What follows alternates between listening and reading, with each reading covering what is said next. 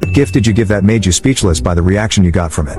1. When our child was in a co-op preschool, one of her favorite teachers retired. So I made her a memory quilt using photos printed on fabric. At first, I was going to use photos from kids in the class with our child. But then other parents who had had that teacher that year asked if they could be included. I said of course. Then other parents who had had that teacher in previous years asked if they could be included. I said of course. Then parents of children who had graduated the co-op asked if they could be included. I said of course. I ended up with photos of 77 kids. What started out as a lap quilt ended up just barely fitting onto my 12 quilting frame. I collected the digital photos. I prepped the fabric for the photos and ironed it all onto freezer paper so I could print them. I printed all the photos. I cut everything for making those photos into square blocks set on point. I sewed all the blocks. Had to go through the tiny scraps to make enough fabric for a couple of the last blocks. Then sewed all the blocks together. I sewed the border. I made a title and legend square of who all the kids were for the back. I sandwiched it with the batting and the backing. I loaded it all onto the quilt frame. I quilted the entire thing. I squared the entire thing. I sewed the binding on. It was a couple of months of